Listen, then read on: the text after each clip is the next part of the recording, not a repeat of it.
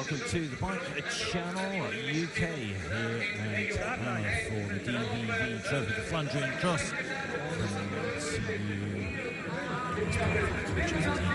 Trophies, an absolutely storming women's race has just taken place. We're now going to move on to the men's race. The riders fighting it out for the DVV Trophy. Decided on a time at the moment, a Wout van Aert, as you can see, leading by 1 minute 52 from Kevin Powers and Michael van Toornaert. 2 minutes down in third, and it's Lars van der Haar, Jens Adams, Klaus van Toornaert, Tony van Kessel, Tom Musen and Laurens Schweik. Rounding out the top 10. The riders' time all being added up, the cumulative time being what decides who's going to take it away. And we're going to be bringing you all the rest of the series here on Bike Channel UK. The next race starting on 10th of December. We run all the way to the 4th of February with the DVV Trophy. So lots of cross to come on the Bike Channel UK. We're expecting a real battle from these riders. We'll see who has recovered from yesterday's racing. For those of you who didn't watch or weren't there on the side of the barriers, well, the World Cup returned to action after the cancellation of the Coxside round, with varying fates for the riders in the World Cup at Zeven. The man on the left of your screen, Toon Aers, running in to the pit after snapping his chain. Wout Aert going out on the attack but not able to make it stick. Mr. Van der Poel absolutely flying around the circuit to take a victory, and nobody could touch him as he came fine. Let's hope it brings him more luck than he had yesterday. Mathieu van der Poel was the man who started off slowly, didn't panic, worked his way through the field, and nobody had an answer to Mathieu van der Poel. Very happy man. Kevin Powers in the World Cup, well, he came in to take third place with a late charger. Laurens Schweik on form, taking 6th. And Tom Musen at the World Cup yesterday taking 4th place.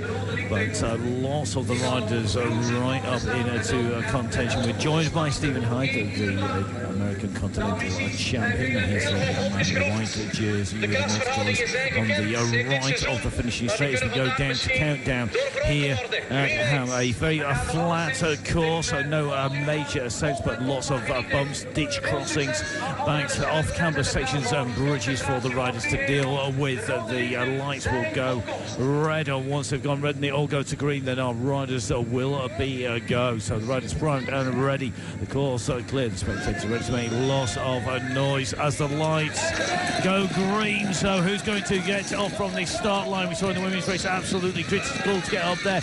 Sophie de Boer having a terrible start and having to fight back all race along. Well, it's a huge charge. They're spread all the way across the field at the moment, but it is going to be Wout van Aert leading out right beside him. I think it's going to be Laurens Schweik who's going to get that next shot, the second place to go in, and it looks like that start from Wout van Aert coming up. Well, he's got that shot straight up on to the top of the riders, getting bounced about everywhere a bit further back. You can see just how chock-a-block it is coming through now into those hurdles. And look at this. Wow, we're seeing Wout van Aert body hopping those hurdles, and I'll tell you the reason why, because they're not an even height all the way across. Right out of the outside, they get shallower because the course itself is a dip, so it's full height, 40 centimetres in the middle. At the edges, it's down to what, maybe 20 centimetres, and because of that, Van Aert going to the edge, bunny hopping over that, and it's meant he stayed up there in contention right on the whale's feet. But Laurens Schweik at the moment is a man who has got the good start, and he's kept himself right up on that front row, going well. Toon Aers up in contention as well. Looks like Tom Musen going well. Hyde a little bit further back, but at the moment the racer being led out, and the man leading that race now is Laurens Schweik. Michael van Toornaert not too far off. He's just sitting behind Toon Aers. So then it is Mathieu van der Poel, the man who won yesterday. So let's see how this is going to pan as we go through. Now, this is where it all got really, really tricky. It was a little bit squirrely further back. Stephen Hyde getting bounced across the track and sent into the spectators at the side, and that dropped him back about 6 places in the race. It just shows you've got to be right up there. That man started in the front row of the grid. He didn't have the speed off the front to get right up there to be out of trouble as they came into that congested section. Right, so the riders through the woods for the first time. They go through the woods, round the side of the pit. So they go down the pit, then they're going to take a couple of left-hand turns, and of course come up and over the ramp. Now this sees the riders generally compressing together. They go up and over this bridge, a very steep descent as they come off from the bridge, but Lawrence Feet, no problems at all. Once they come over from this, they then move into the next section of woodland. There's a big ditch with a steep bank to get back up, and this has seen riders in the previous races heading off for the side of the track at speed. Nearly another mistake there. You can just see Klaus van Torenhout just trying to get onto the back of this group, not trying to make too many mistakes as they come down along here towards this section of wood. And it's going to be Lawrence Feek who's going to take the left-hand turn. He does a left and right-hand turn right on his wheel. It is Wout van Aert behind him, then the European champion Toon Aers behind him, Mathieu van der Poel, the winner of the World Cup yesterday. And it's Tom Musen who won in St Nicholas in the sand. Well, can he deal with the conditions? Conditions here very, very fast, very, very quick. And we're going to see some exciting racing from these riders. We expect it to stay very close together. Unless somebody is on absolutely astounding form, they're not going to be able to ride away from the other riders quite as easily as normal, because there's no major feature, just lots of little technical challenges around the course of the. I mean, these riders have to get it right. They can't make mistakes. They'll get dropped down the speed the riders are going. The time gap will mean that it's a long way back if you make a mistake. So Feet from Van Aert, from Van der Poel, from Musen. Looks like Toon Aers just dropping back into fifth place at the moment. Musen taking the lower track as they come down here. But the top section, the quicker route, Mathieu van der Poel just trying to dive down the inside of Musen, tries to make the move. Can't make it stick, goes back down in front of Toon Aers. So there. So one or two riders trying that lower line, just trying to squeeze around, but generally being kept out by the riders in front. So now they're on to the lake. Now this is where the course gets very, very quick indeed. They go down the side. They've got to get up and over the steps. They drop off the ramp at the other side of it like a ski ramp, propelling the riders off around the lake at speed. So up and over the top, and no problems at all. No mistakes from anybody in that leading group. It's Sleek who's going to start working his way around that lakeside first, I think. So down past the pit he comes. He's got a little bit of a gap. He's about 10 to 15 metres at the moment to Wout van Aert. Wout van Aert currently sporting the black shorts. He put it out to a Twitter vote. He asked cycling photos on Simon Burney, the guru of all things cyclocross, quite literally the man who wrote the book. Well, the general consensus from everybody was for black shorts, and Wout van Aert in the black shorts and the white jersey with the multicolour bands of World Champions. So Lawrence Feek goes through the time checks first. In second place at the moment, that is Wout van Aert. Third place, Tom Musen. Fourth place, Mathieu van der Poel. Fifth place is Toon Aers. Looks like Van Torenhout right on the wheel. So Michael Van Torenhout getting close, but Feek on his way and heading out round the lake. And you can see just how much speed he's managing to build up here. It's up in the big chainring, and he's absolutely flying along at the moment. Some of the riders on a single chainring at the front, some of the riders on a double chainring, because this course is incredibly quick down the lakeside. And then as you go back into the woods, it gets all technical again, but no major climbs, no ascent of something the size of Everest like we saw at the Koppenberg earlier on in the season. So Lawrence Feek at the moment, well, his season started in the DVVs with a 16th place at Reims. He managed to get up into 9th place at the Koppenberg, but he's looking for top spot at the moment. He's looking to see if he can get another win. A win in Neapel and a win at Hasselt in the Pseudo Classics has meant he has been right up there in that, and the Super Prestige. He's been on the top spot, but in the DVV's not been on the podium yet. Is today going to be his day? He's right on the front. He's opening up the gaps on the riders behind, just stretching them out on this technical session as they go through the barriers there, making the way back up towards the final section, of course, before they turn on to the straight. We'll see just how fast these riders are going to get around the course. So up over the final bumps they go, and as group are really not managing to break away too far. There's still riders coming back into sight very, very quickly, but it's going to be Sleek who leads them around on the end of lap one. So one done. And it's Svik who comes around in 6 minutes 47 seconds. And that looks like it's only a matter of a few seconds that you can see the first 9 riders going through in 6 seconds, but it's just a constant stream at the moment. The first big gap here is actually the gap back to Stephen Hyde, which is the American Continental Champion, has gone back into these hurdles. And you can see the deep section right in the middle. Matthew van der Poel going straight over the deep section right in the middle, no problems for him. Out on the edges, Wout van Aert, not the best of bunny hoppers, taking it up over the side rather than on the straight line down the middle of the course. So Svik, a very competent rider, a man who came back in touch with our 2 initial leaders when we were out at Zonhoven in the sandpits earlier on in the season on the Bike Channel UK. He managed to get up to the battle between Matthew van der Poel and Wout van Aert that ended in a sprint, but wasn't able to quite stay with them on the final half of the last lap. He just got distanced a little bit, came in for 3rd place there. Is he going to be able to stay at the front of the race on the way around? So Svik from Musen from Matthew van der Poel. Then it's Wout van Aert, the man who just dropped a little bit further back when they came up and over the hurdles. Yeah, Van Aert, I don't think I've seen many times when he's chosen to bunny hop the hurdles. It happens occasionally, but it's because of the terrain that the hurdles are setting, going over those sides allows him and not to lose time by dismounting and re-mounting. Over the little bridge, a little pull on the bar to lift the front wheel up as they come off the bridge and back onto the banks from the irrigation dike, the cut across there, the dam, just keeping the waters back. This race all run off in the corner of the river here in Hamme. Normally a very muddy race. I lost that time out when we were here in 2015. Wout van Aert took the victory from Sven and Kevin Powles in what was a complete mud fest, but it's not muddy today. Now Matthew van der Poel as well to the front, and now, well, he was on some storming form yesterday. He really was flying, and he was interviewed afterwards when we talked to him down there in 7. He said he was on some of the best form he's been on for a long, long time. He knew in his legs he had it in him. He knew he was going to take that win. He came out from the middle of the pack and hurtled in to everybody else straight the way through and up into the race lead, and nobody could touch him.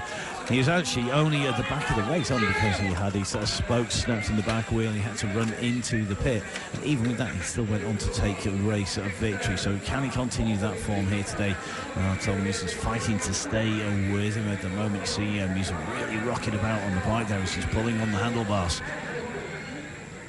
So through they go around the side of the running track, go of the rubberised surface there as they come over the lanes before heading back out and making the way around along the side once again. So this is down along the side of the river to the rider's left.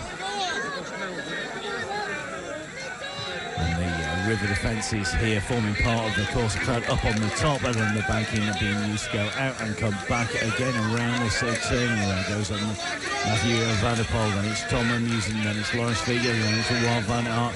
The riders behind her just maybe struggling to stay with this pace of these riders up at the front. The first 4 riders just stretching out the gaps at the moment. The chase at the moment is being led by Toon Aerts, the European champion. On to the steps. Wow, so fast. Hard to tell whether it's 2, 3 or 4 at the time from these riders. They're absolutely sprinting over there. And every time the riders go over, the gaps open up a little bit, but the moment they're steaming down from this chicane that they go through, as they go down to the pit area, it means that they all compress back down again. Those gaps tend to be lost once again. So Van der Poel, it is leading them from Musen, then Svik, then Van Aert, then Toon Aerts in 5th place.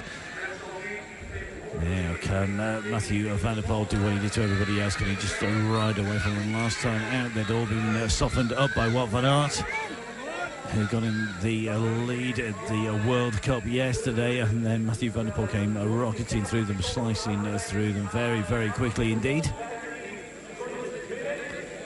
At the moment, Wout van Aert sat behind Lawrence Svik. Svik's leaving a bit of a gap here to Tom Musen. I can't imagine Wout van Aert's going to let that stick. He's not going to want to let them go too fast. If he's not happy enough with the pace from Lawrence Svik, he'll go around the outside of him. But at the moment, he's laying off. He's just sitting back a little bit. And I've got to imagine that's a deliberate tactic. So you see the crowds packing the side here. All the spectators are paying to get into the race venues at the Cyclocross, the DVV, the B-Post. That's how these races work. It's how they can afford to pay the best riders in the world to turn up and ride. Every spectator paying entry, and that's what allows the courses to be set out so well. You generally don't see this level of setup outside of these events, with the exceptions maybe of the World Cup. Some of the American events are now really on it. Things like Cross Vegas and Jingle Cross really all have a big race promotion. And of course the national trophies in the UK aim for a similar standard in the UK. Some of the things that could be argued certainly done better than the continental crosses. And this weekend, the national trophy going to Ipswich. It moves on from Ipswich with myself, Matt Payne, going to be on the mic. So if you want to see the racing up close and personal, the national trophy moving on to Shrewsbury for the finale on the 11th of December. Now you see the best of British riders riding a while at the moment. The rider who is the Netherlands national champion is up on the front. He rides a lot of the domestic races as well as the international. And at the moment it is Matthew van der Poel with Tom Musen on his wheel. So we'll see just how far behind they are at the moment. It's 5 seconds down to speak. But the leading 8, 9, 10 riders all coming through in 11 seconds. So shows just how close it is. Over the hurdles they both go, both in the dead central line, so not having to deviate to get over. Speak and what aren't like a pair of red arrows in formation, going off to the sides and then diving back together again. So you use the outside, the easier section to bunny hop over. Well, it is Matthew van der Poel leading Tom and using tracking him. These two heading out and up onto this ditch, straight lining that through, and it shows just the power and strength in the arms to be able to hold the bike and keep it under control as they go dipping down there, then coming back up and over the ditch as they head onto the banking. A lot of force going through the riders' bodies. They hold the bike steady as they go through there. Well, interesting tactics here by Wout van Aert, and looks like a little mistake there, I think, by Tom Musen, just as he came up and over there. So it looked like he had to jump off the bike. I might be a mistake as he came up and over the bank in there. But it didn't look to me like that was the smoothest of riding there by Tom Musen. He certainly dropped back. That would be indicative that he's had a problem as he's gone over the top. So Matthew van der Poel has just opened up the gap. Musen was tracking van der Poel by the millimetre, but at the moment van der Poel's seen he's got a little bit of a gap. I think that was a mistake by Musen. Musen has now drifted backwards, and that's let Matthew van der Poel go clear. Now can van der Poel solo away. It's an early way to go. Remember, they've only covered just over 2 laps of the course here at Hamme, and they've got a long way to go to get to the finish, but he's on form and he's absolutely flying. He's up and over the bridge before Musen even hits the bottom of it, and Musen's going to have company because Fick and Van Aert are now onto it as well. And I think the two riders are going to have Musen. They're going to be right on his wheel tracks before they head up and over this next section of bumps and head out round the far side of the course here at Hamme. So let's have a look back. Let's see who's going to come into first view, first in pursuit. It is still Musen, but Speak and Van Aert are almost on him. Yeah, a little look across as they come around. So Musen just taking a look over. I wonder if he's going to go into the pit with a problem with that bike, because he certainly seems to have dropped back very, very quickly indeed. And it is Matthew van der Poel who's clear now. So van der Poel up and over the banking.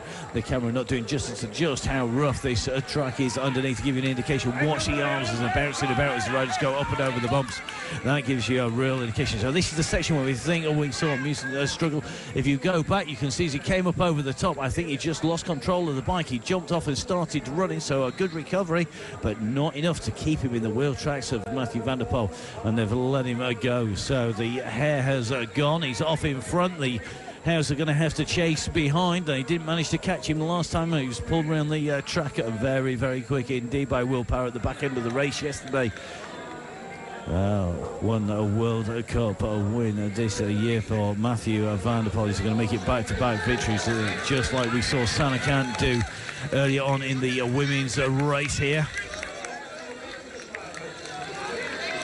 So it is Matthew van der Poel leading now, Wout van Aert into second, Will Lawrence Speak in the third place. And it's Michael van Torenhout, so it's Michael van Torenhout trying to close down on the chasers at the moment.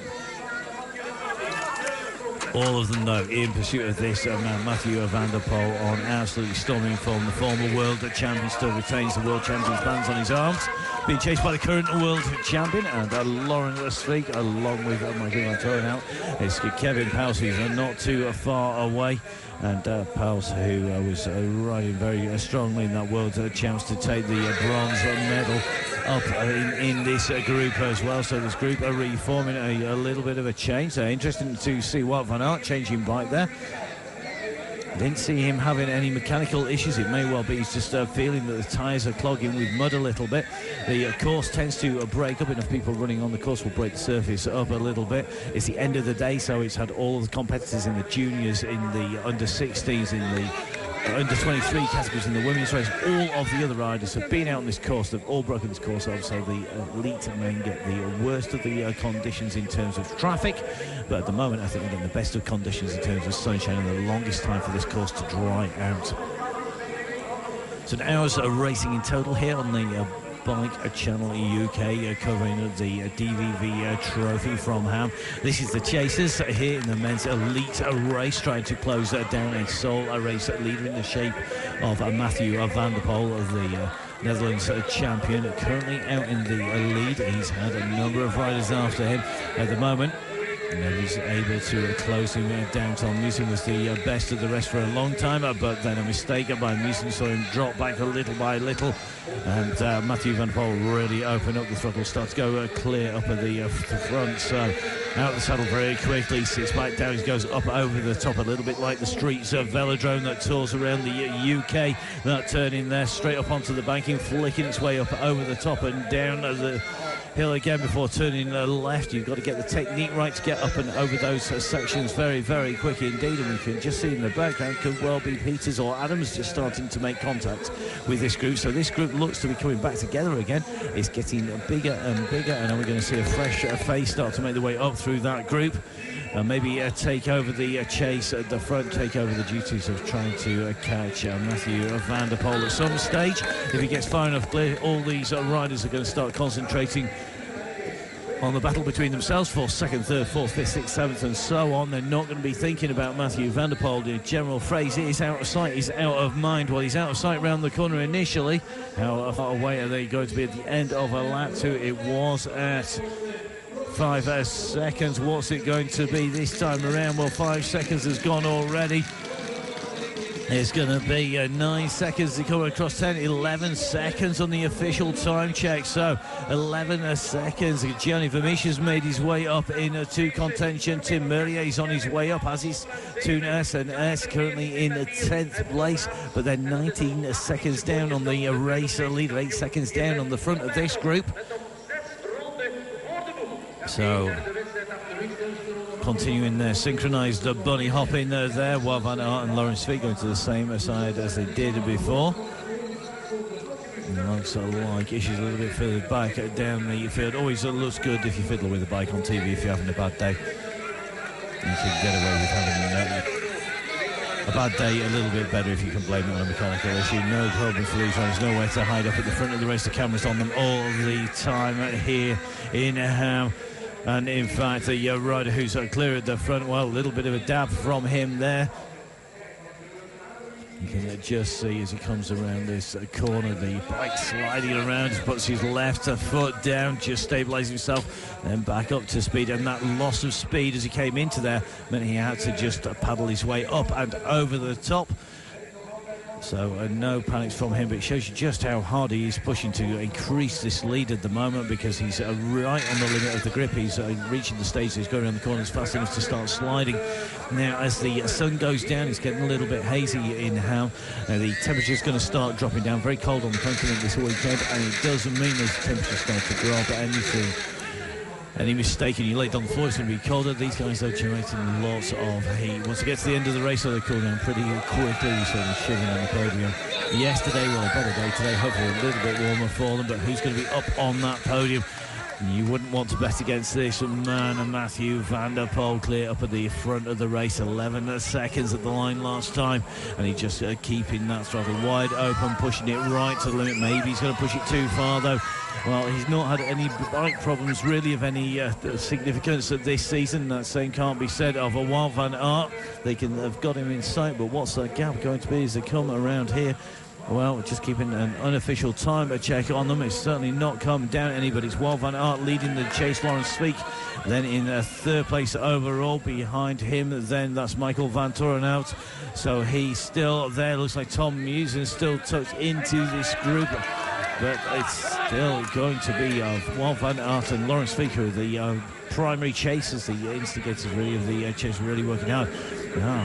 Interesting to see there with Mathieu van der Poel now at the back. Always a little bit of a stretch for him. He's in a sign that he's really pushing. He's really having to force it. It could be that he's strained it when the bike goes down underneath you.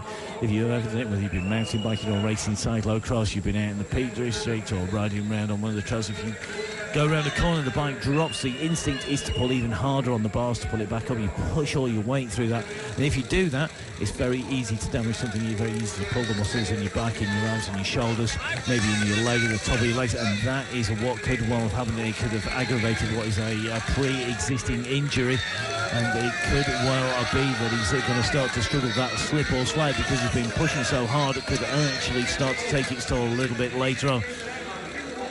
Well, interesting to see back of this group. Kevin Powell's in touch, just sitting on the back of the group at the moment. Can he continue to work his way up? He came strong at the end of the race yesterday. He's turning into one of these riders really that does seem to come stronger and stronger. He didn't seem to fade. Well, I'm not sure he's going to have enough to take on the race leader, Mathieu van der Poel, but he could be fighting it out in with the front of this group as he goes up and over the top for the Marlux Napoleon Games team in that blue and black race strip.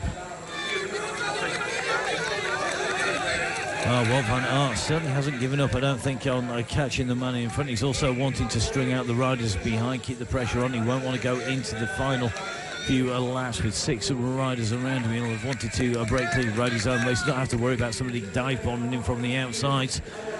But certainly a clear track for Mathieu van der Poel as he goes underneath that timing clock. I'm not sure we're going to get a time check on him as he goes through this time round.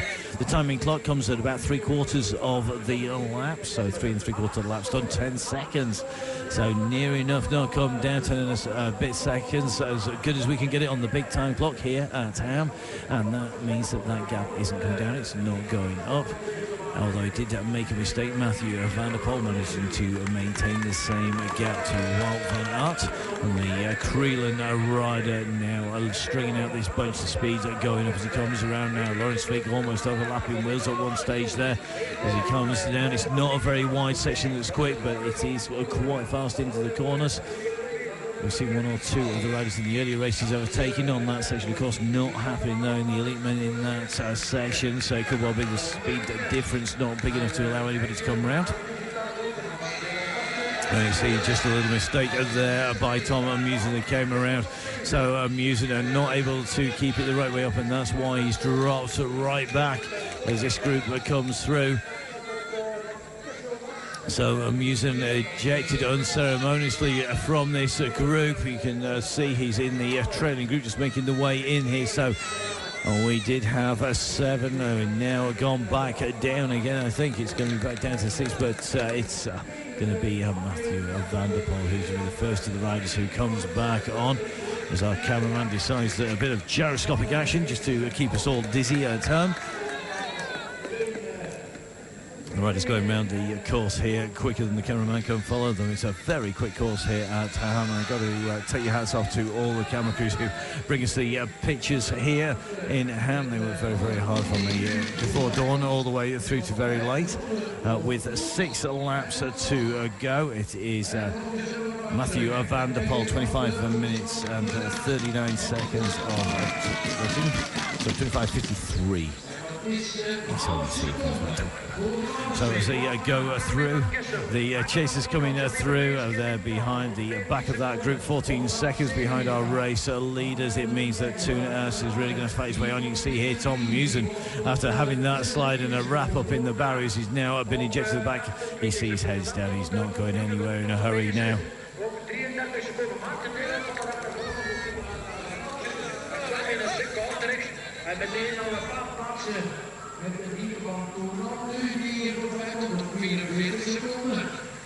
This group in front is just about holding together. They've lost Musen, but you can see now it's Lauren Sveek who's up on the attack. Sveek who looks like he's just going in the clear. I think it's Jim Arnouts who's with them for the Telnet Fidea team. And then behind him it is Michael Van Toorn and Kevin Powell's in that group as well. And then it's going to be Gianni Vermeesch. So Vermeesch up in with this leading group as well. Vermeesch who led out very, very quickly early on the season. Another mistake now. So it shows you just how fast it is. And it's Vermeesch this time who makes a mistake where we saw Musen make the same mistake and lose the head of the race.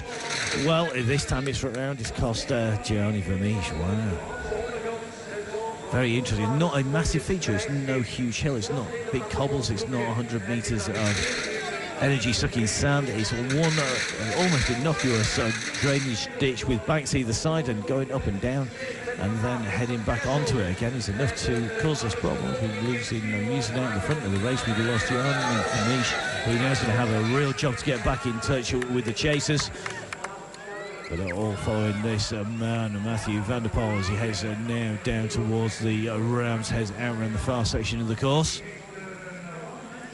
Well, it shows still a wind blowing. He's ducking low, hanging on to those bars, just keeping himself out of that breeze that blows down the straight. Right, here we go, up and around this corner. Oh, and another slide, another problem as we go around the corners there. And a bit pushing between the riders. You can see it's going to end up being a fight. And the man on the receiving end there is Jens Adams. Jens Adams having a right old fight there with Weser Bay States. Well, I'm not going to give them any style marks for their fighting. I don't think any of the cyclists ever going to claim to be the Muhammad Ali of cycling, but we've seen it before, and the commissaire's going to have a little look at that, I'm sure. Well, it looks like Jens Adams and Bastings is going to have to be a little bit careful because they're on camera and they can't afford to do that too often. It can result in a ban or a fine of a lot of money.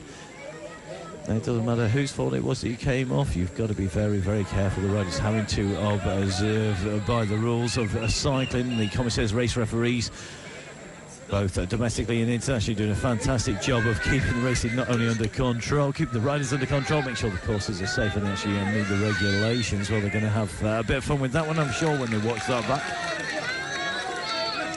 So lots of cycling still to go, and we're looking forward to more exciting racing. Can't promise you boxing at every of the racing, but you can certainly see some great action. And when we say cycling is not a non-contact sport, we usually mean it's shoulder barging and hair-butting. He's not fisticuffs at dawn, but no problems. He's got nobody to fight with but his own head and his own back at the moment. It's our race leader, Matthew van der Poel, comes around that right-handed turn, round the left and down past the pit, not going in, no mechanical problems, no issues. He'll be getting the time checks from the riders behind. He'll be getting them shouted out to him as he goes through. Lawrence Sveek is the man who's wanting to chase him down. He'll certainly be looking for at least a podium, but behind him are Wout van Aert quickly back out of the saddle. Behind him then it's Jim Arnouts, who's right on the wheel of Wout van Aert. So all looking to close down Matthew van der Poel. So here we go around the corner once again. It's been hanging around that 10-11 second mark for some time now. And this is the chasers, or what's left of them. So it's Lawrence Sveek leading through, then Wout van Aert, Jim Arnouts. So we've got Michael Van Toorn out as well as Kevin Powell's, but they're all starting to fracture apart. So when they get to the line next time, it's going to be 5 laps to go, and one by one they're being picked off from the back. They're not falling prey to a punch-up like we saw between Adams and Bastings, but we're certainly seeing the riders making mistakes. The more tired you get, the faster the pace, the further you have to dig into the red, the more likely you are to make mistakes. You're pushing the bike to the limit, you're pushing your body to the limit, and often pushing your head to the limit. Well, this is the mistake that cost some time. So that was Jens Adams, and I think he got a shout from behind, and then he went down again. And the same man who got slowed down first time laying into him there, pushing him back down. Jens Adams clearly saying there's some things that Bastings wasn't happy with. So Bastings back on the bike first. Jens Adams goes off after him. I think we'll be seeing that YouTube clip for a number of times. We'll see if it can get as many watches as the slips and slides at Peel Park when we had the Nationals races there, and it was a real mud fest. Well over 1 million hits there for the Peel Park YouTube clip, and Peel Park paying host to the National Championships in the UK. That's on the 7th and 8th of January, all the National Championships in the Northern Hemisphere. At that time we'll be seeing just who is going to take that National Champions jersey. At the moment, Liam Killeen, the National Champion, will in field the multinational champion be able to take it back. Well, you've got one way to find out. Get yourselves down to the barriers in Peel Park. You can see the best of our riders taking on the rest of the country. So as we go through 4 laps to go, it's currently 13 seconds back now to Svig. Behind him then it's the next group coming through that 16-second mark. So just fracturing apart a little bit with the pace up at the front. It's certainly looking like Svig and Van Aert are the 2 riders the best of the rest at the moment, and they could well be securing those top 3 spots there. They're not going to get up to this man at the moment, though. The gap has opened up. Remember, it had gone out to 11 seconds and kept on stretching out to 13 now. 13 seconds to 2 riders, 16 seconds to the bulk of the group as through goes Amusens. So Amusens going through there. So that's Jim Eyre now sort of with him.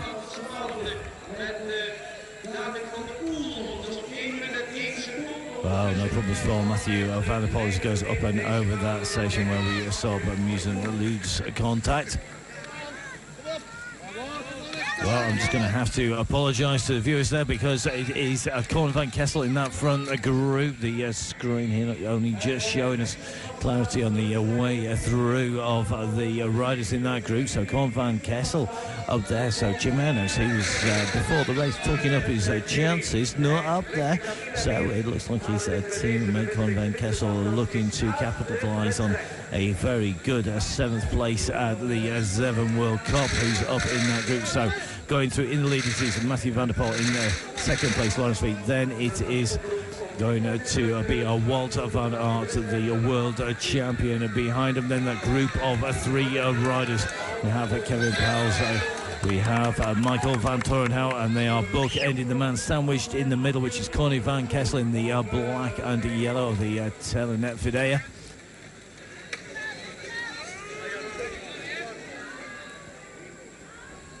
Well, looking a little bit further back, you can see Stephen Hyder going through in the all-white skin suit. Managed to stay clear of the shenanigans going on with the riders around him. But one man who's not going to see anybody, I think, for the rest of today unless he makes a very serious mistake. And now it's Matthew Van der Poel. He's working his way around these woods without any problems at all. If he makes a mistake, he's very quickly corrected. It's not a major mistake, it's just enough to enable him to just push on over the tops of the bankings. Wout van Aert's still in pursuit. He's gone around the outside of Lawrence Feet, but I don't think he's going to have enough in the tank to close down our race leader. So Matthew Van der Poel back on form. As we move into the back end of the season, he didn't have such a great start, but do you know what? He's absolutely flying now. So it's 2 each between Matthew Van der Poel and Wout van Aert. Well, it looks like Philip Valsleben on his way out of the race route there, heading off the course. So Valsleben not on a good day today. In the World Cup at Zeven, he was 44th, which was a long way down. Well, looks like Vincent Bastein's out of the race. We're going to see if he gets himself disqualified or whether he's just off in disgust. Maybe he's just going to go find the punch bag down at the local gym and take out his frustrations.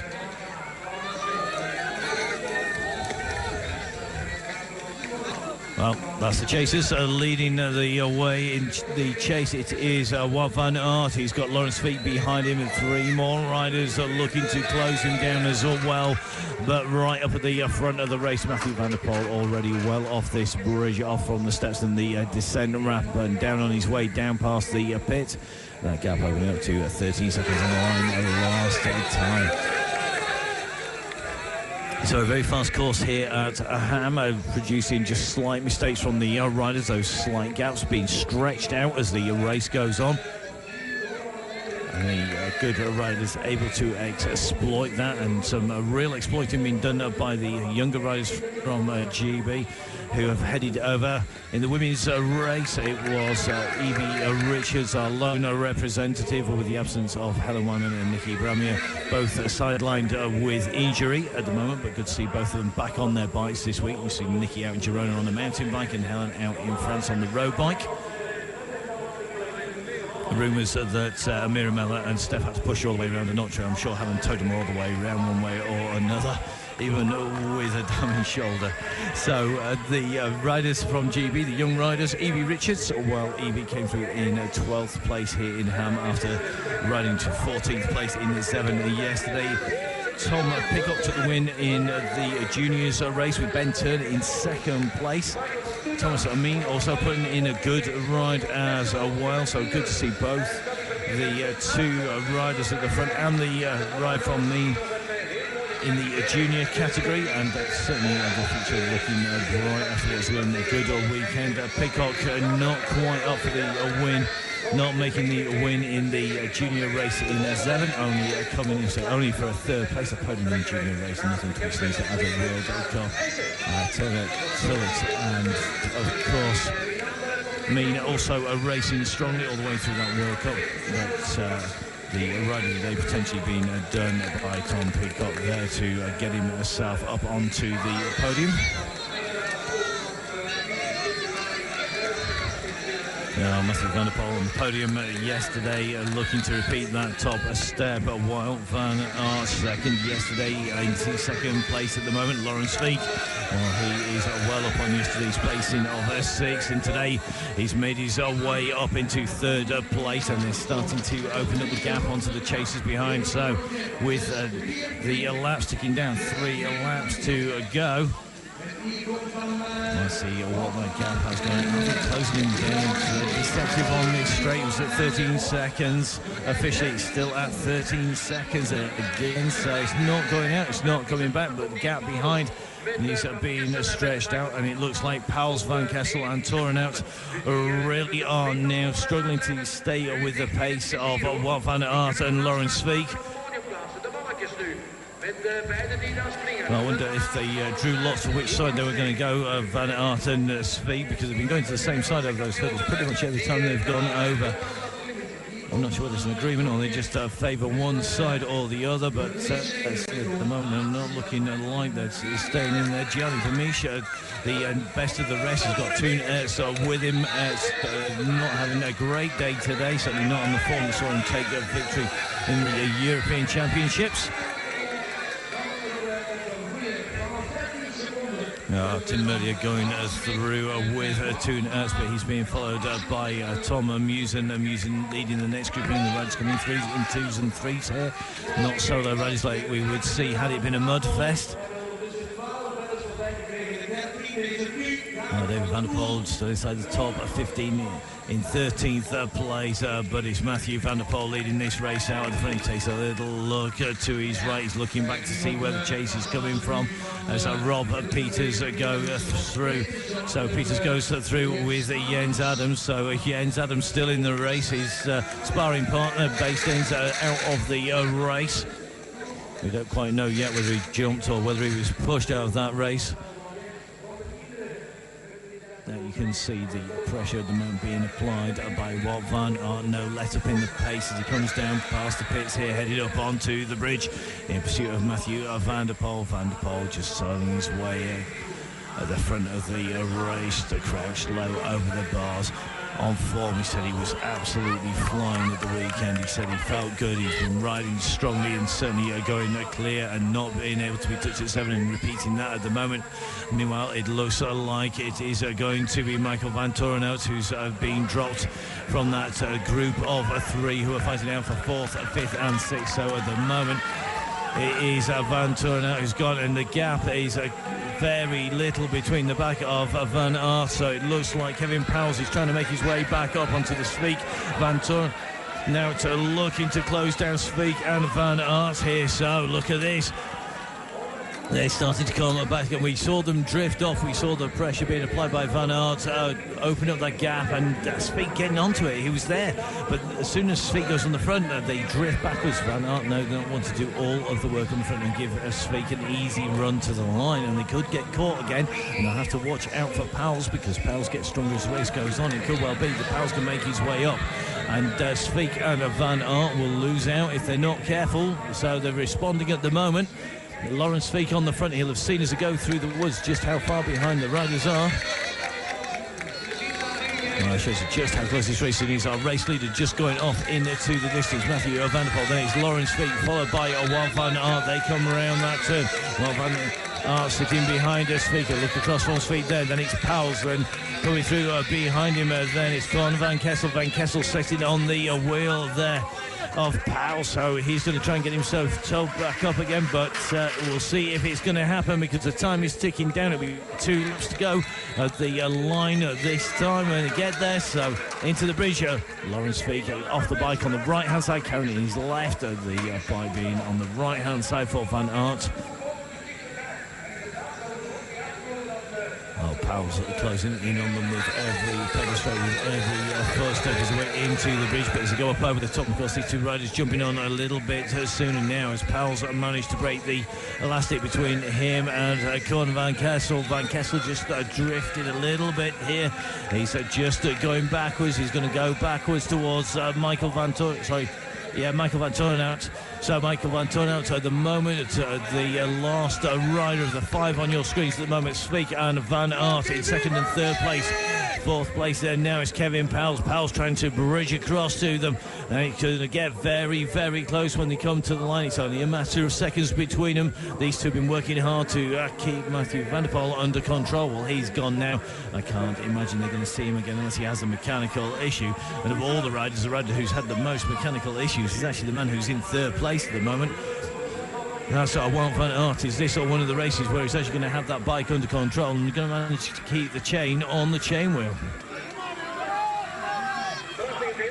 You see as the speed goes up, the gaps open, errors go around, so the lane, then the left-hand turn taking the race away and back down from this woodland back into the dips in the wood, though, taking these turns behind the trees. It's Matthew van der Poel, so Van der Poel round that banking nice and smooth, and he exits just as Wout van Aert follows Laurens Sveek in. So Sveek's in here.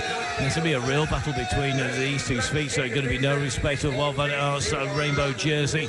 I don't think he's going to want to give up anything at this stage now. He certainly won't want to let Wout van Aert have his head on the front, so he's going to be riding reasonably defensively to stop Wout van Aert go through. He's got to be attentive to the man behind him, because if Van Aert goes on and he can push away, he's not going to have much time before they get to the finishing line. Remember, they get to the line this time, it's going to be 2 laps to go. So Sveek at the moment really driving hard. He's got Wout van Aert. You see the speed he goes around that corner. He's right on the limit, as he's Laurens Sveek. So up onto the banks, they're going to take the right-hand turns. They're going to take them onto the tarmac, and they've got pressure coming from behind, because it looks like Powles has closed them down. So with 2 laps to go, let's see what that gap is. Is it going to have come back? It was out at 13 seconds, 8, 9, 10. So it's going to be about 12 seconds according to the official time gap. So 12 seconds. But look at that gap behind Powell's, only 3 seconds behind him.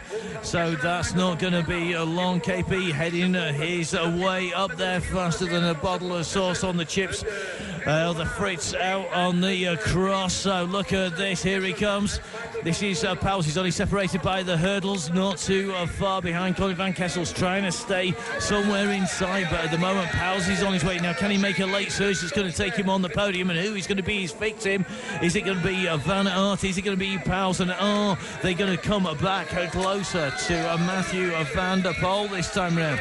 This time round it was only 1 second closer, but this battle as they try and stay clear of Kevin Pauwels could well mean that they're going to be digging a little bit deeper maybe than they would normally at this stage in the race.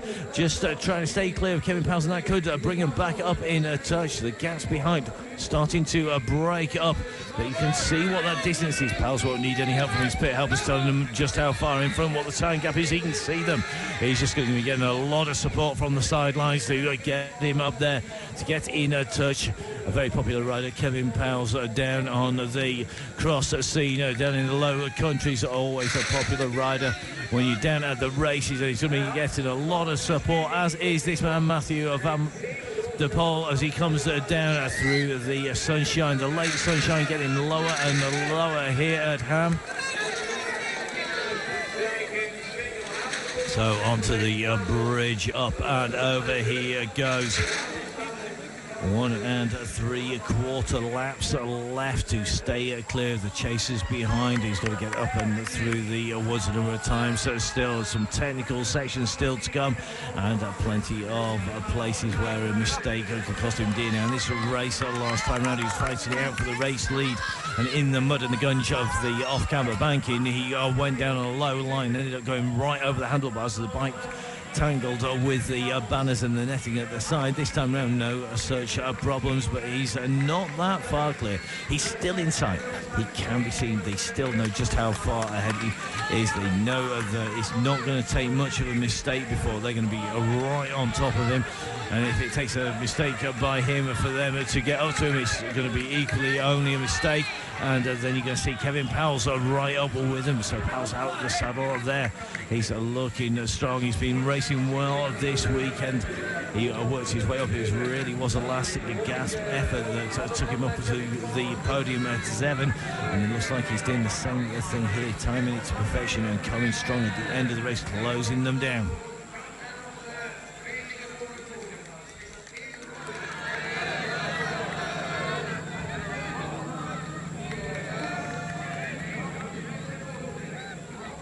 So the chasers come around that same corner onto that off-camber banking. As they come around one end of the bank, you can see Mathieu van der Poel dropping down to the bottom.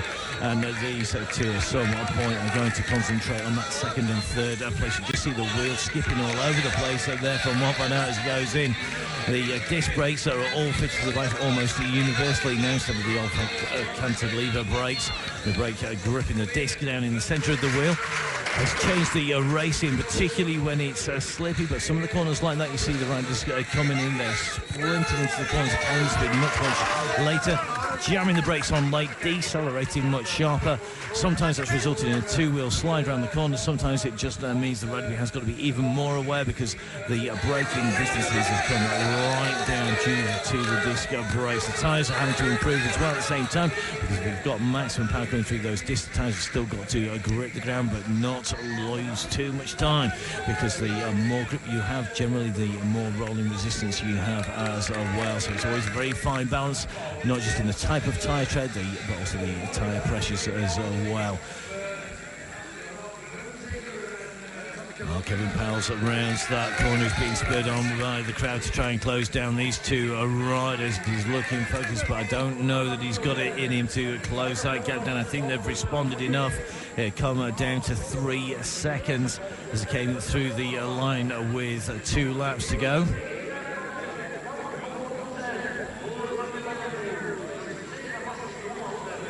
Is it going to be a move made by Laurens Vink? Has he now been sitting back a little while? He's been sitting back just trying to hold on, just trying to wait for the right moment to go clear to attack. Van Aert, is he going to leave it to a final sprint as they come down to the line?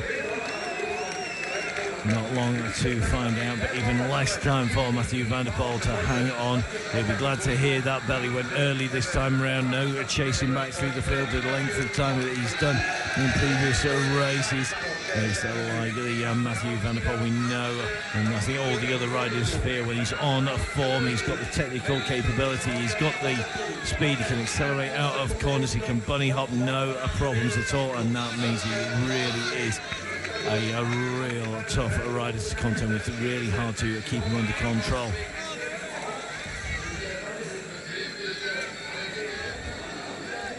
Trofee in third, tracking the wheels of Van Aert in second. In first place is Mathieu van der Poel now. It could well be this gap is opening up between Laurens Fiek and Van Aert.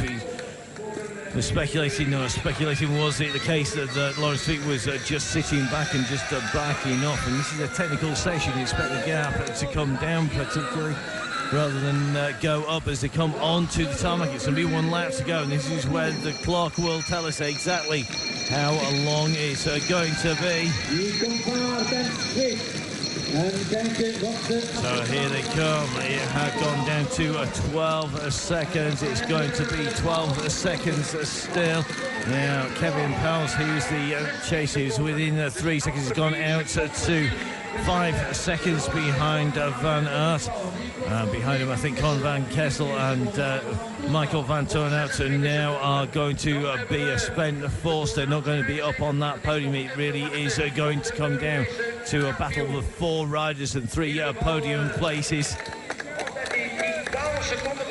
Mathieu van der Poel back up and over. Absolutely got this course styled, no problems. He goes up and over the ditch there, drops down around the tree, taking a wide line around there, giving himself plenty of space to move on. His Kevin Powles has moved up onto the 4th place, who is tracking these 2 riders, and it's Powles we're looking for, because he is the only man who can interrupt the top 3 in their pursuit. He'd gone back to 5 seconds back. Meanwhile, Laurens Fiek up in front of Wout van Aert. Well, it shows you just how big those gaps have gone, because Gianni Vermeer, she's the rider in 7th place behind.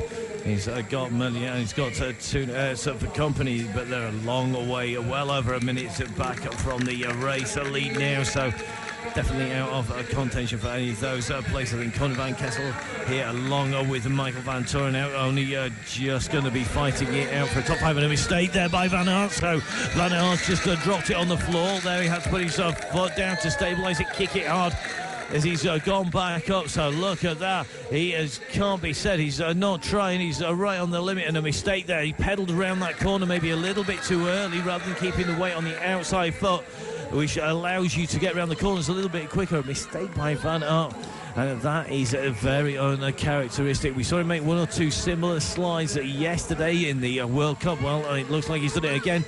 Wow, look at that, with just a little bit of a kick-off there from Mathieu van der Poel. He went to clip in, and it either didn't clip in or he was banging his foot on it just to make sure it was well clear of the dirt in there, but it was definitely a slip or a slide as it came off there. Now he can't afford for that not to stay in there. Just watch it go through. Yeah, it just unclipped itself. It didn't even look like it was a bang. It came out from those pedals. Well, he can't afford to lose time with the problem, because if he can't get all of the power out through that pedal, that is really going to take a lot of power out, and he's going to suck away that lead very, very quickly indeed. Laurens Fiek making the most of that mistake there by Van Aert, as Van Aert slid out on the corner. But are we going to see a mechanical problem for Mathieu van der Poel? Watching those shoes very closely, the blue Shimano shoes flashing around as he makes his way down along that straight. Now, that's going to put some doubt in his mind. He's going to be careful with that. He won't want the foot to come sliding back out. He won't want it to come unclipped. He needs to be able to pull up as well as push down. He can't afford for that not to work. It's too close a gap behind him. That gap has come down. That gap is not as big as it was last time as it came through there. So it looks like Laurens Fiek just started to close it down. It could well be that mistake by Mathieu Poel has pulled them back a little bit. It's not by much it's come down, but it has definitely been reduced. Now Kevin Powles comes through. He has chased really hard. He's been working to get into that 3rd place spot, to fight it out for second, but at the moment it's not looking like he's going to do it. Coming around that hairpin turn at the side of the river, then heading back up on the 2.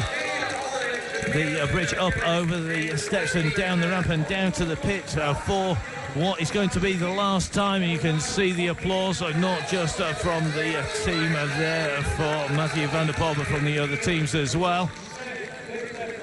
Well, here comes Laurens Fiek comes through now in second place, while Van Aert has closed up on third. It's going to come down to a sprint somewhere if nobody makes a mistake. But here he is. This is the man who rode away yesterday, taking victory. He's ridden away today. He's soloed off to victory, unless there's a problem for him on these last few sections of course. Behind him now, while Van Aert's going up in front of Laurens Fiek, and this is where we expect a real battle to come up for that second and third place. It's valuable points in the series overall, as well as the prestige has been on the second step rather than the third. Well, is it going to be Mathieu van der Poel looking down on Laurens Fiek as the man in second place, or will he be looking down at Wout van Aert? Wout van Aert accelerates up out of that corner now. Wout van Aert really going for it here. You can see he's really winding it up. He's pushing hard. Laurens Fiek not panicking. He's just tracking him around as he comes around that corner. The gap not opening too much. It's just the increased speed that makes it look slightly bigger. So still very close between them. Now, they can't afford to make a mistake, but neither can this man. He's got to hold it together. He's got to keep his feet clipped in, keep it rubber side down, and get through to that finishing straight with enough of a gap to celebrate, because it's going to be 2 out of 2. He's going to do what Sanakan did earlier in the women's race, take 2 race victories in the 2 days, less than 24 hours. After they were racing yesterday at Zeven in Germany, they're here in Hamme, and they are racing once again, and it's going to be 2 victories out of 2 for this man if it goes his way. Not long now before he's going to be able to celebrate. Behind him it's between Laurens Fiek and Wout van Aert, and we still can't see the 2 riders behind, so it looks like they're now absorbed in a battle between each other rather than trying to close down this man in front.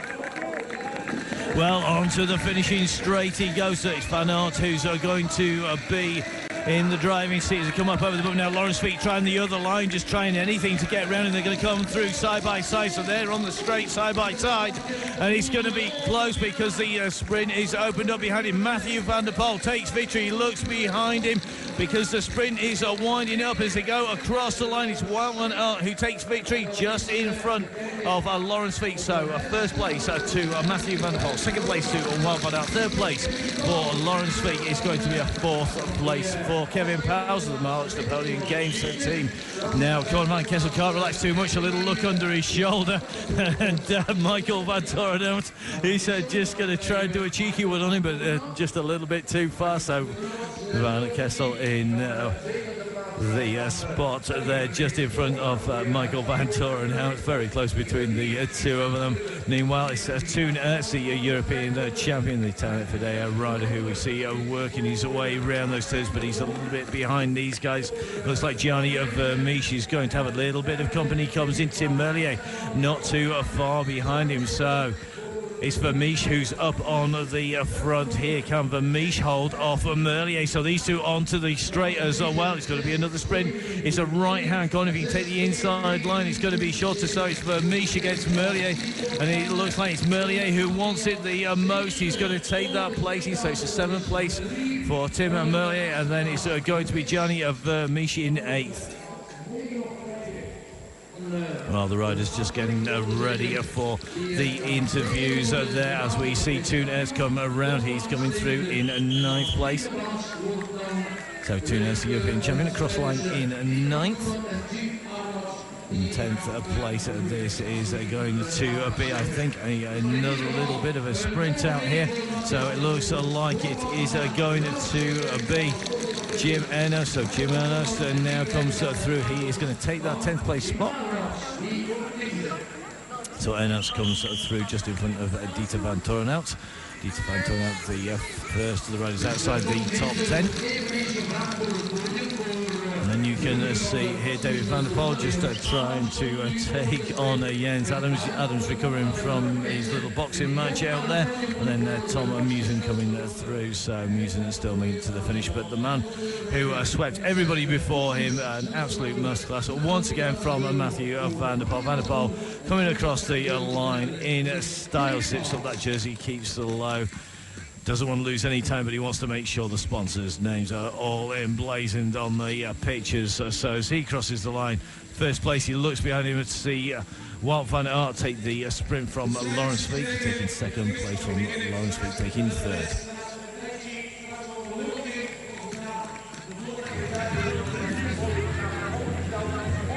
So some fantastic racing here in Hamme. Thank you for joining me, Matt Payne, for what has been a fantastic series of races full of incidents. Stephen Hyde being ejected unceremoniously sideways in the big melees that come around the corners for the first time into the hurdles. All the riders going over, bunny hopping the hurdles, choosing the line that suits them best. Some of the riders are really struggling to go over the full 40 centimetres. And Laurens Fiek on the attack, trying to drag strip this out. But very quickly, Mathieu van der Poel back up in touch. Van der Poel up and showing his intentions early. The only man able to go with him was Tom Musen. Then Laurens Fiek was sat behind with Wout van Aert. Now Musen was fighting hard to stay with Mathieu van der Poel. It looked like he had the measurement going up on to the bankings. A mistake by Musen just dropped him down a few metres, and Mathieu van der Poel then pushed on, just stretching it out further.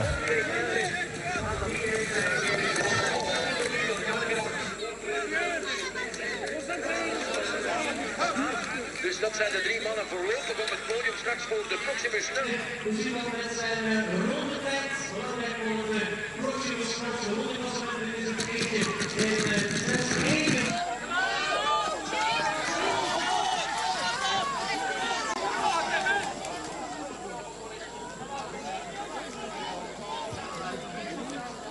Eventjes, ja, tegen de tactiek, kennis maken met de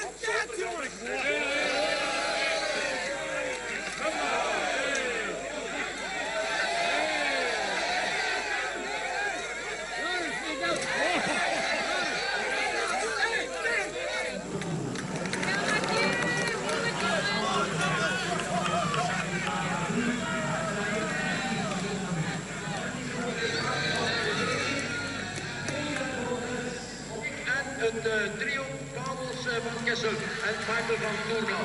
Dus alles Nederlandse kampioen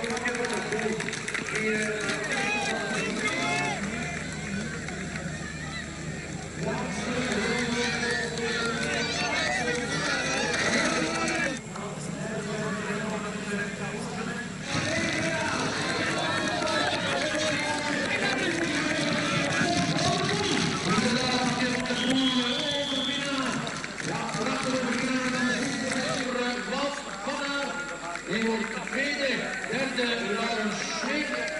En dat is de kijken.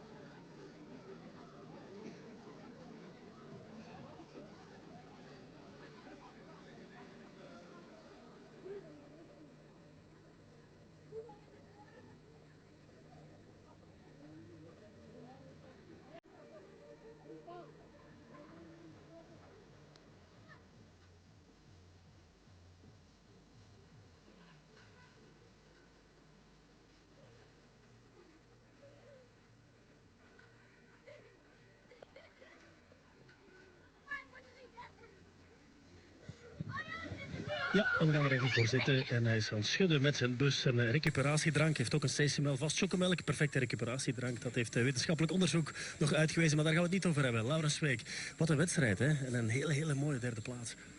Ja, dat klopt. Het was van in het begin heel snel en ik heb proberen snel te openen, maar Mathieu kwam er snel over en sloeg direct een gat van 10 seconden. En ik denk dat we heel de cross op hetzelfde zijn blijven hangen. Jullie ooit gedacht, we rijden er naartoe, want jij deed wat kopwerk en Wout van Aert ook. Ja, ik dacht misschien als we met twee een beetje konden samenwerken, dan zijn de krachten wel verdeeld, terwijl Mathieu toch altijd alleen op kop reed. Ja, we kregen zo wel eens 2-3 seconden af, maar we kregen het nooit niet dicht en uiteindelijk kwamen we nog kort. Maar ja, ik denk dat dat ook was zo, omdat we gewoon voor die tweede plaats aan het rijden waren, maar dat Mathieu het nog wel onder controle had. Heb je dan ergens een breekpunt, een moment waarop je beseft, we zijn hier voor die tweede plaats bezig, we krijgen het net niet dicht, want hij houdt die controle voor hem. Maar ja, zolang als je op 10 seconden zit, blijft hij hem ook onder druk zetten, dus denk ik dat hij ook geen fouten mag maken, Mathieu. En dan, hij moet gewoon 100% geconcentreerd blijven rijden en het minste foutje komen we erbij, denk ik. Veel renners en rensters die trekken naar het zuiden. Volgende week, hoe zit dat bij jou? Ik blijf nu nog een week in België en daarna ga ik ook nog even naar Spanje voor die kerstperiode nog een beetje voor te bereiden. En een basis te leggen. Goed, geniet ervan. Over een paar weken Laurens Week en dan kunnen we naar de nummer 2 die nog heel snel zijn schoenen aan het aandoen is. De wereldkampioen. Heel snel kunnen die mannen dat. Maar en nu tegen we mogen langskomen. Wout van Aert, tweede vandaag, wel maar op 5 seconden uiteindelijk. En welk gevoel hou je nu over aan die cross? Op zich, goed. Ik heb het maximum eruit gehaald. Ik heb mijn eigen koers geprobeerd te rijden vandaag. En op het moment dat Mathieu versnelde, zat ik niet in de goede positie. En ook had ik het gewoon lastig. Dus ik denk daarna dat ik ook heel snel voelde dat ik de steun van Laurens heel goed kon gebruiken. En ik ben blij dat we... Gezien kan ik dat wel goed onder druk zo'n kleine voorsprong verdedigen. Dus, ik was zo blij toen ik over de meter reed. Hoe hard is het afzien? Ja, ik heb toch hard afgezien. Het is echt een enorm lastig toerke voor je snelheid te houden. En mee dat je terug op snelheid bent op een rechtstuk moet je alweer in de remmen voor de volgende bocht. En dat is wel heel lastig. Hoe doe je dat in je hoofd om die pijn te verbijten? Een uur aan een stuk, helemaal alleen. Vooral denken aan de overwinning. En dat je vanaf in de bank denkt dat nog wel meeviel. Vooral, maar het is heel leuk om weer te winnen. Maar je moet er wel hard voor afzien. Je hebt misschien ook al gedacht aan wat je vanavond gaat eten, want dat is altijd iets waar je mee bezig bent. Vorige week waren het fritten. Ik heb ook eens sushi zien passeren. Dat wordt het straks Chinees, dacht ik. Ja, Chinees. Ik denk dat ik vanavond nog zo'n Chinees ga. Laat eens maken. Dankjewel, Mathieu van der Poel. Trofee down in Essen. That's the next of the race we'll be bringing you live on the bike channel, as well as that. Then on 17th of December we're going to have the Schelde Cross and the Assen Cross on 29th of December. Sven Nice Grand Prix on the 1st of January, and we'll see Wout van Aert defending that overall series lead on his way through the races that are less. Wout van Aert leading the series from Kevin Powell, Michael Van Toorn in third, Tunes in fourth place at the moment, Colin Van Kessel in sixth against Adams. Sorry, in sixth, Colin Van Kessel in fifth. In seventh place, Laurens Vig and Mathieu van der Poel moving up very, very quickly indeed into eighth place. Tom Newson in ninth. So at the moment, that is the top 9 in 10th place. It's Jim Enots. At the moment, he's going to have to double check that. So Tom Musen is at the moment in 10th place. We have the official results just landing with us. The power of the internet, one of those wonderful things that tells us just how far in front the riders are. So after Hamme, it is Wout van Aert leading, but the man who's made the most ground today, Mathieu van der Poel, on a winning weekend. 2 races, 2 wins, and the race win here in Hamme taken in style, going clear and solo into a good race victory. Second victory after his win in the UCI World Cup in Zeven. So lots of cycling to come on the bike channel UK, not just the Cyclocross. We've got lots of more cycling as well for you. We've got the Tour of Thai, who laid the Highlights are coming up. That's on air on Monday the 28th at 6 p.m. in the evening. We've got the Telecom 947 Cycle Challenge on Thursday, then the 1st of December. We have also lots of highlights from the Tirreno Adriatico. Don't forget, of course, if you haven't seen the fantastic mountain bike adventures, that is still being rerun on the Bike channel, and a chance to catch up with more off-road action. And lots of unique programming, including the feature on Barbados, which is a full in-depth feature on the island of Sport on Wednesday, the 7th of December. And of course, our City Guys continue with Bryn Lucas every Monday at 10 p.m. So we'll be watching out for just what these riders get up to, and the next of the international cross races when you hear on the Bike channel, which will be the Essen Cross on the 10th of December. As they chat there with Greg van Avermaet. He's the figurehead of the local club here at Hamme, and part of the local organisation. And at the moment, sporting crutches due to his injury. You can just see him just keeping the weight off his leg. And then just propped up on the crutches. They wait for the prize ceremony to begin in Hamme.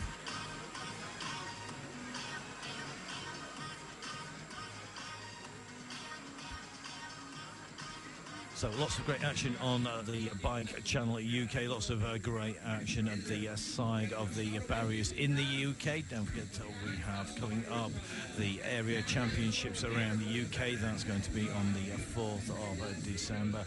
And I'll be up at the North of England Championships. That's going to be in York on the 4th of December. Then on the 10th of December, after we finish at the Essen Cross, we'll be sprinting up to Shrewsbury, where I'll be running through all the action at the end of the National Trophy race series. And of course, moving on from there, we have the Nova Cross over the winter period and the start of the new year on January 1st, and then immediately after that, 7th and 8th of January, we move on to the National Championships at Pier Park in Bradford.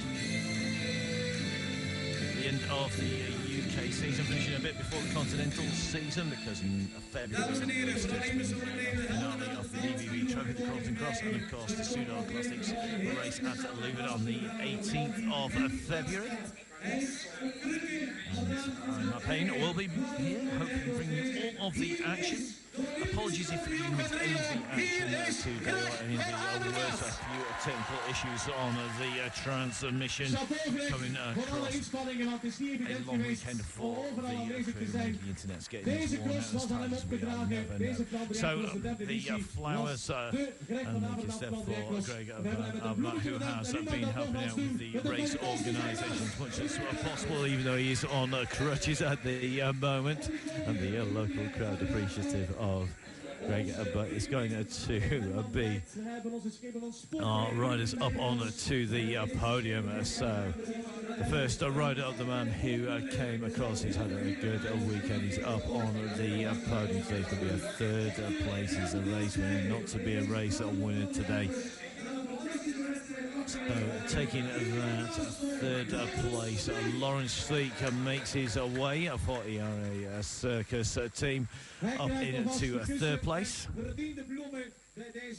Hier uitgereikt op dit podium. Wie is de tweede geworden? Op de tweede plaats geëindigd onze wereldkampioen Wout van Aert.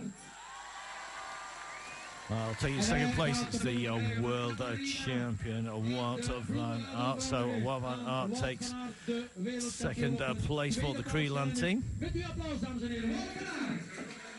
En op het hoogste trapje komt de man die de hoogste wereld van 2009 hier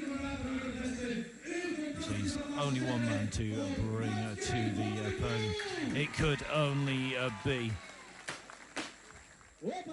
the race winner, Mathieu van der Poel, running all the way to the end in some style, looking absolutely on form. That looks certainly untouchable at the moment. Can anybody take him on and win? Well, there's only going to be one way to find out. Keep it glued to the TV. We're bringing you all the action here on the Bike Channel UK. Your top three today here at the Flandriencross at taking the top step. Mathieu van der Poel taking second place at Wout van Aert, and taking a third place in the race today. It is Lawrence. Well, I can confirm to you as a result of the fisticuffs that we saw earlier on in the race that Jens Adams has been disqualified from that race, and that will be shaking up the overall standings. The commissaire team making sure the fair play is observed and making sure all the riders abide by the rules, and Jens Adams falling foul of those for the incidents out on the course that we saw here at the Bike Channel UK. So the top three taking the applause of the crowd there, and they will be heading off to get warm as soon as possible. The temperature dropping in Hamme, the sun going down as we head into December as it goes live. So thank you for joining us here on the Bike Channel UK. I've been Matt Payne. It's been a pleasure putting words to the action, and we'll see you again soon.